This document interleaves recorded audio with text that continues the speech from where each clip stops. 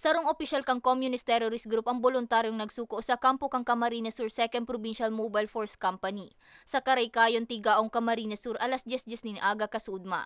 Binisto ang nagsukong rebelde na sarong 37 anyos na lalaki na residente kan nasambit na probinsya. Bise kan local guerrilla unit asin regular na miyembro kan 2nd Platoon Kilusang Guerrilla 1 Sub-Regional Committee 2. Kasabay kan sa iyang pagsuko ang voluntaryong pagsuko man kang gamit kaining sarong pistola, siyam na bala, sarong hand grenade, poko mas o menos 15 metrong detonating cords, tulong blasting caps, duwa kaining electric asin saroan non-electric, dangan ang duwang 9-volt battery clip.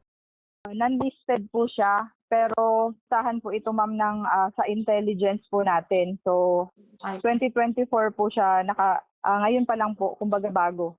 Sigun sa tagapagtarang, kesaan magbuwis ning buhay, mas pinili ka nasambit na rebelde na magbalik lado na sa gobyerno. Sa presente, kaput na kan otoridad ang nagsukong rebelde para sa magkakanigong dokumentasyon asin custodial briefing. Para sa mga baretang tatak Bicol, May Arango.